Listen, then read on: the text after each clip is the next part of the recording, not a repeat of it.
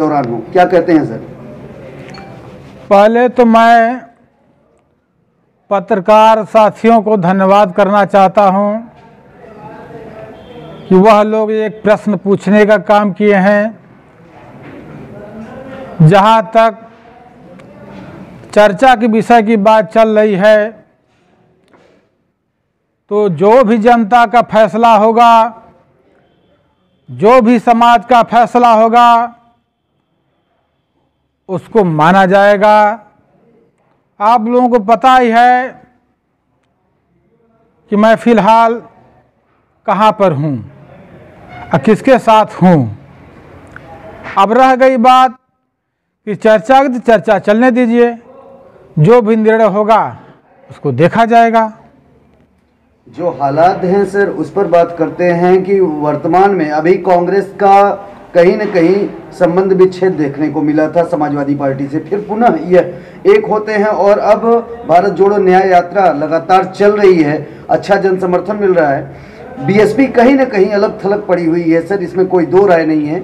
लोकसभा सदर के जो हालात हैं उसमें समाजवादी पार्टी, अगर सूत्र की बात करें तो समाजवादी पार्टी अपने गठबंधन के प्रत्याशी को ब्राह्मण कार्ड के तौर पे उतारना चाहती है, और जिस कार्ड के तहत आप भी आते हैं इसीलिए शायद आपका नाम लिया जा रहा है। कितने, अगर ये मौका आपको मिलता है तो कितने हर्ष के साथ आप इसे स्वीकारेंगे?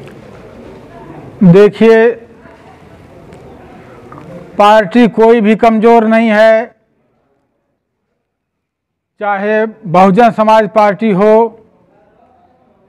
उत्तर प्रदेश में 4 बार उत्तर प्रदेश के मुख्यमंत्री रह चुकी बहन कुमारी मायावती, जो पत्रकार लोग उनको हल्के से ले रहे हैं या समाज के लोग हल्के से ले रहे हैं कि बहुजन समाज पार्टी अलग थलग दिखाई पड़ रही है, तो ये बहुत बड़ी भूल है। बहुजन समाज पार्टी का जो ओठ है, जड़ है, मूल है, वो आज भी बहन कुमारी मायावती के साथ तटस्थ है। और जहाँ तक समाजवादी पार्टी की बात हो रही है, तो जितने भी राजनीतिक दल हैं उनको भली भांति से पता है कि उत्तर प्रदेश ही नहीं, भारतवर्ष में एक बदलाव की स्थिति चल रही है। चाहे बहन कुमारी मायावती हो, चाहे समाजवादी पार्टी के राष्ट्रीय अध्यक्ष अखिलेश यादव जी हों, चाहे कांग्रेस पार्टी की न्याय यात्रा कर रहे राहुल गांधी जी हों, ये सारे नेता लोग जो राष्ट्रीय पार्टियां हैं, ये अपने अपने एजेंडे को लेकर के चल रहे हैं। जहां तक गठबंधन की बात आपने उठाया है कि समाजवादी पार्टी ब्राह्मणों को टिकट देना चाहती है या बहुजन समाज पार्टी भी ब्राह्मणों को टिकट देना चाहती है, ऐसी जो एक जनमानस में दूर दराज से रिपोर्टें आ रही हैं। आप लोग तो मीडिया हैं, जो आप लोग जानेंगे, हम लोग कैसे जान सकते हैं? चट्टी चौराहे पर आप लोग जाते हैं, दुकानों में बैठते हैं, सड़क पर चलते हैं, तो आप लोगों की जो भी रिपोर्ट आ रही है उसके लिए मेरे तरफ से धन्यवाद है। जहाँ तक कि ब्राह्मण चेहरे का सवाल है, तो अभी तो सारी पार्टियां ब्राह्मण की तरफ हैं।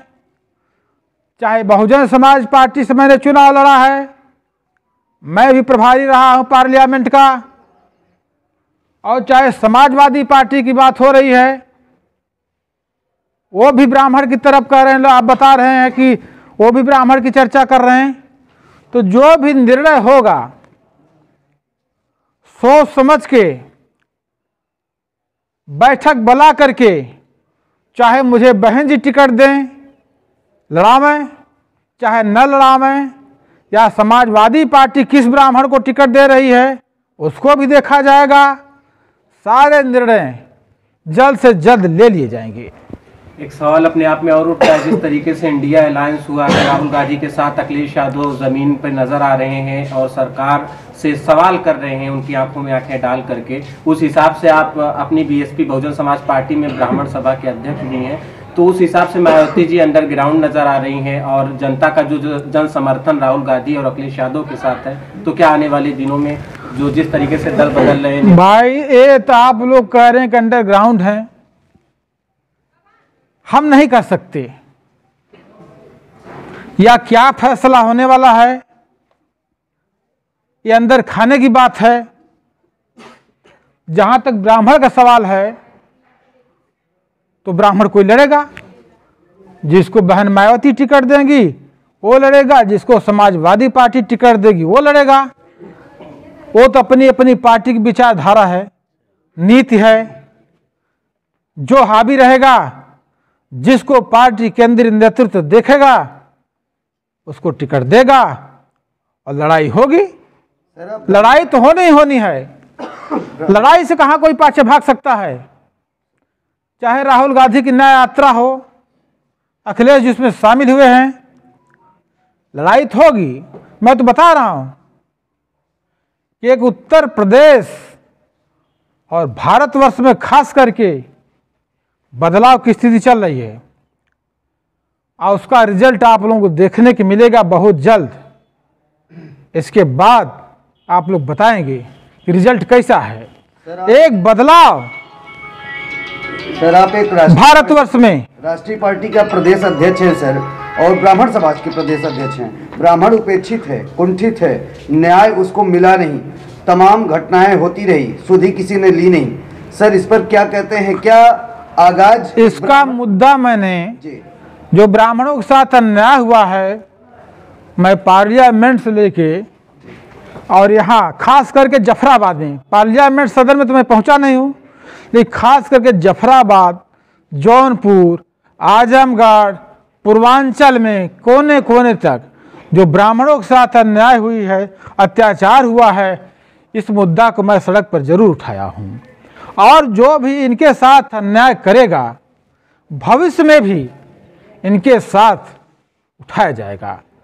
जब जब इनके पास अन्याय होगा, जब ब्राह्मणों के साथ अन्याय होता तो एक क्रांति होती है, क्रांति होती है तो क्रांति हो करके सारे लोग एकजुट होकर के एक जनमानस तैयार होता है। जनमानस जब तैयार होता है तो कोई भी सरकार रही हो, आदि अनादिकाल से बिना ब्राह्मणों के ये सरकार चलने वाली नहीं है। ब्राह्मण जब एकजुट हो जाएगा तो बड़े से बड़े बदलाव करने के लिए तैयार हो जाएगा। आप लोग थोड़ा धैर्य रखिए, सबका खुलासा बहुत जल्द होने वाला है। बहुत बहुत धन्यवाद, बहुत बहुत शुभकामना। जय हिंद, जय भारत।